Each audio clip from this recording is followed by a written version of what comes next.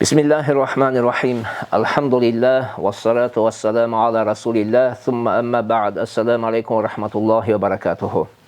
Урматтуу агайынелер, Кудайым буйрса, көптөн бери токтоп калган Усул Шаши китептен сабагыбызды кайра баштамакчыбыз. Кудай Таалам ушул кылган сабагыбызда тилдин таюунан, ката кылуудан, адашуудан сактаган болсун. Бардыгыбызга Кудай Таалам пайдалуу илим берсин, пайдасыз илимден сактасын, жана ушул китепти ыхлас менен акырына чейин чыгалууду насип этсин.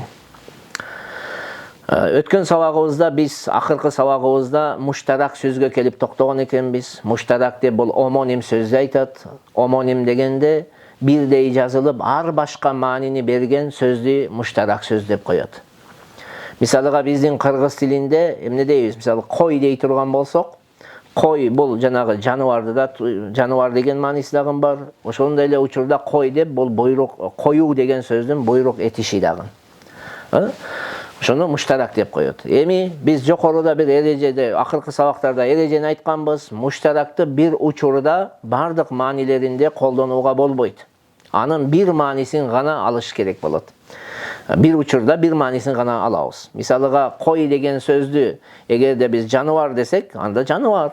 Бир учурда жаныбар дагы, кой деген жанагы буйрук этиш дагы деген мааниде бир учурда колдонууга болбойт. Деп ушундай бир сөздөрдү айтып токтогон экенбиз. Бисмиллахиррахманиррахим. Ва кала Абу Ханифата рахимахуллаху таала: "Иза кала ли заужатихи анти алайя мисла умми ла якуну мудахиран, لأن اللفظ مشترك بين الكرامة والحرمة فلا يترجح جهة الحرمة إلا بالنية." Урматтуу агайындар, адаттагындай сүйлөмдү араб тилинен кыргыз тилине которуп алып, андан кийин Кудайым буйрса, бул сүйлөмдү чечмелөөгө аракет кылалы. Китептин жазуучусу айтып атат. Ошондой эле Абу Ханифа рахматулла алейхи айтты: "Эгер бир киши аялына кайрылып, сен мага апам сыяктуусуң деп айтса, ал киши зихар кылуучу болбойт" дейт. Себеби бул сөз, сен мага апам сыяктуусуң деген сөз, сыйлоо, урматтоо жана арам кылуунун ортосунда муштарак, башкача айтканда омоним сөздөрдөн. Бул сөздүн, бул сүйлөмдүн мааниси сыйлоо дагы, анан арам деген маани дагы эмне кылат? Туюнтат. Ошондуктан арам жагын ниет менен гана кубаттаганга болот, таржих кылганга болот. Эми сүйлөмдү түшүндүрүп кете турган болсок, караңыздар. Муштарак сөздү, кайра айтабыз, муштарак сөздү бир учурда бардык маанилеринде колдонуу мүмкүн эмес болгондуктан Абу Ханифа рахматулла алейхи айтып атат. Эгер Асан деген киши, мисалыга да, Асан деген киши аялына кайрылып, сен мага апам сыяктуусуң деп айтса, сен мага апам сыяктуусуң десе, ал киши зихарды ниет кылбайынча музахир, башкача айтканда зихар кылуучу деп ага айтууга болбойт. Неге? Себеби бул сүйлөмдө эки түр салыштыруу бар, эки түр окшотуу бар. Биринчиси, сен мага апам сыяктуу арамсың деген маанини дагы туюнтат. Экинчиси, сен мага апам сыяктуу кадыр барктуусуң деген маани дагы туюнтат. Сен мага апам сыяктуу кадыр барктуусуң деген маани туюнтат. Биринчи мисалда, сен мага апам сыяктуусуң деген сөздө, сен мага апам сыяктуу арамсың деген сөздү ниет кыла турган болсо, анда зихар болот. Зихарды биз фик китептерде өткөнбүз. Зихар деп эмнени айтат? Эркек өзүнүн аялыны махрам аялдарынан болгон, аял кароосу мүмкүн эмес болгон бир мүчөсүнө салыштыруу, окшотууду айтат. Мисалга эркек аялына кайрылып айтат: "Сен мага апамдын айталы саны сыяктуусуң" деди да. Дей турган болсо, зихар болуп калат эди. Зихар эмне? Эркек менен аялдын ортосунда эгер эркек ушул сөздү айтса, эркек өзүнүн аялына жынстык катнашка бара албайт, жынстык катнаштан тыйылат. Не төлөгөнгө чейин? Кафарат төлөгөнгө чейин. Ал кафарат эмне? Кул азат кылыш керек. Кулазат кыла албаса 2 ай уда орзо тутуш керек. Ал болбосо анан 60 кишиге не тамак бериш керек эле. Ушул нерсени кылбайынча ал жынстык катнашка баруу арам болуп калат. Ошондуктан эгерде эркек сен мага апам сыяктуусуң деген сөздөн ниети сен мага апам сыяктуу арамсың болсо, анда зихар болот. Зихар болот дагы эркек өзүнүн аялына кафарат төлөбөйүнчө жынстык катнашка баруусу арам болуп калат. Ал эми эгер сен мага апам сыяктуу деген сөзүндө эркектин ниети сен мага апам сыяктуу кадырлуусуң, урматтуусуң, сыйлуусуң болсо, анда ал зихар кылуучу болуп эсептелбейт. Анда ал аялы менен жынстык катнаш аны менен арам болбойт. Эгерде сен мага апам сыяктуусуң деп айткан кишинин максаты талак боло турган болсо, анда байын талак түшөт аялына. Байын талак болуп калат. Себеби эмне үчүн мындай? Себеби апага арамдык жагынан окшотуу, сен мага арамсың дегендей. Арамдык окшотуу. Анда маанисине болуп калат экен. Башкача айтканда, менден биротоло ажырадың, эми сени менен менин жашоом арам дегендей болуп калат. Ошондуктан ал талак маанисин берет. Эгерде эч бирин ниет кылган болбосо, жанагы киши айтып атат, сен мага апам сыяктуусуң деди дагы, бирин дагы ниет кылбады. Кадырлуусуң деген жагын дагы ниет кылбады, апам сыяктуу же арамсың деп дагы ниет кылбаса, анда эч кимиси болбойт. Башкача айтканда, зихар да болбойт, талак да болбойт, түшпөйт. Анткени кайра айтабыз, бул сөз муштарак болгондуктан, омоним сөздөрдөн болгондуктан, ниетсиз анын маанилеринин бирини кубаттоого, таржих кылууга болбойт. Себеби эгер ниет кылбай туруп эле эки маанинин бирини далилсиз кубаттасак, анда далилсиз кубаттоо болуп эсептелет. Эч бир далил жок. Далилсиз эле сиз бир жагыны басым жасап туруп, мына ушул жагы максат деп айткан болуп каласыз. Далилсиз эки маанинин бирөөсүн кубаттоо шариятыбызда дурус эмес. Далил керек. Ошондой эле бардык маанилеринде, жанагы сен мага апам сыяктуу арамсың деген дагы мааниде, сен мага апам сыяктуу кадырлуусуң деген мааниде дагы колдонууга дагы жарабайт. Себеби жокоруда айтканыбыздай, муштарак сөздүн бир учурда жалпы маанисинде колдонуу эмес, мүмкүн эмес. Бирини гана алыш керек.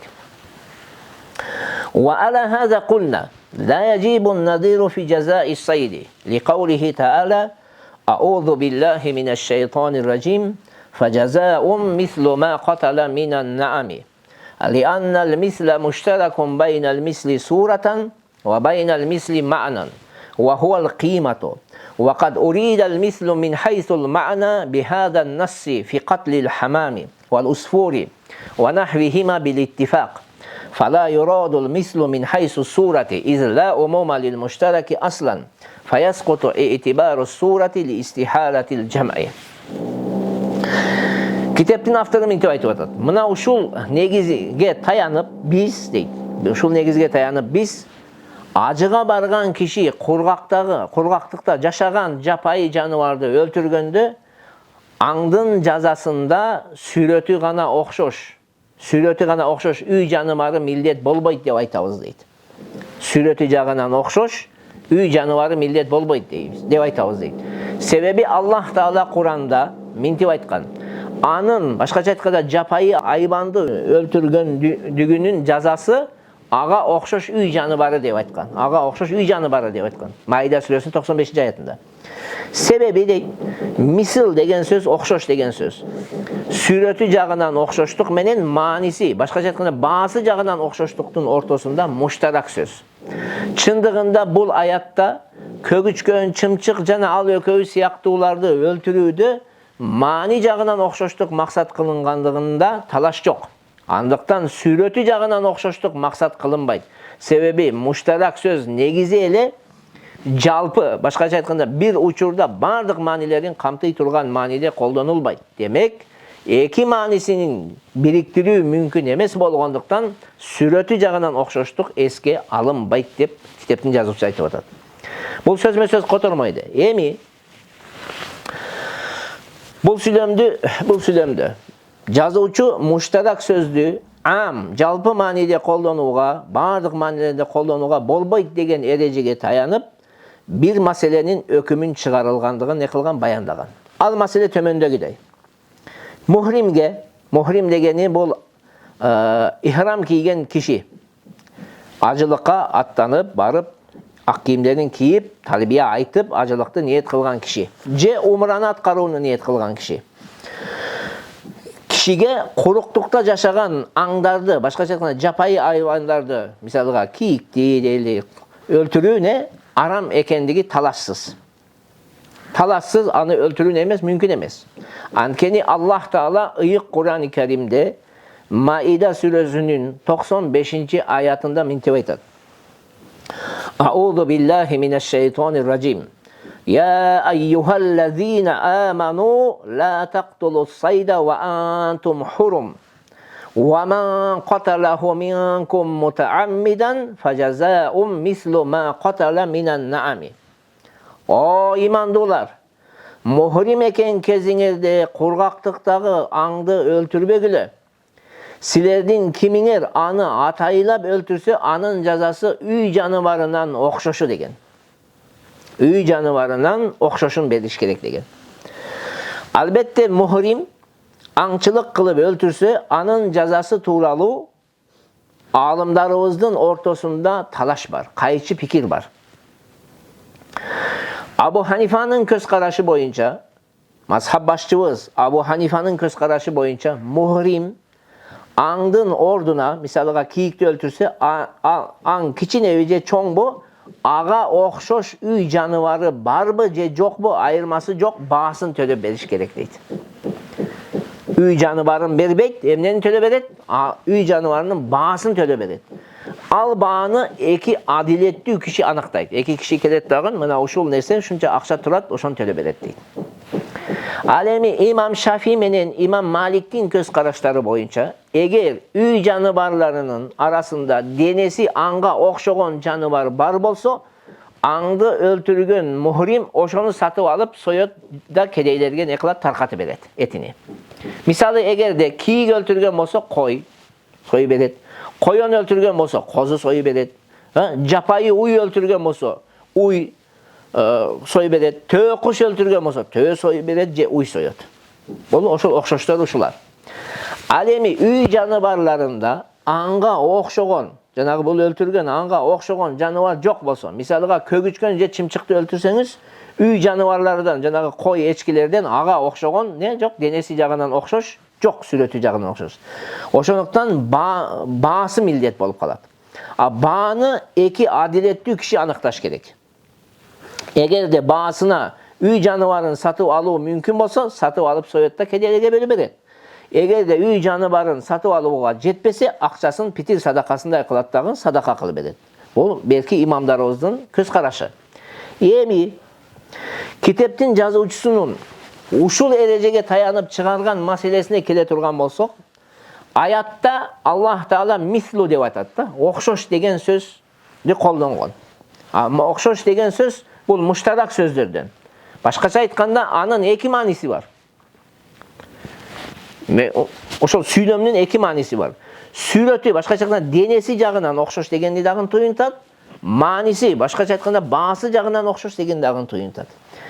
Андыктан эгерде мухрим, караңыздар, эгерде мухрим чымчык сыяктуу үй жаныбарларынан окшошу жокко аңчылык кылып аны өлтүрсө, чымчык сыяктуу жаныбарды өлтүрдү, кичинекей. Анда үй жаныбарларынан анын окшошу жок. Мисалы, кой эч качан чымчык менен не болбойт, барабар эмес, сүрөттөрү эки башка. Өлтүрсө, сөзсүз түрдө жанагы эмненин баасын төлөп берет, өлтүргөн жаныбардын баасын төлөп берет.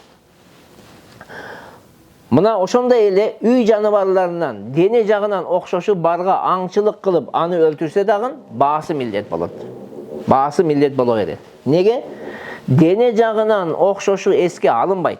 Баасы төлөп берет. Анткени биз жогоруда айтпадыкпы, баяндагандай, муштарак сөздү бир маселеде, бир учурда бардык мал денелерде колдонулбайт.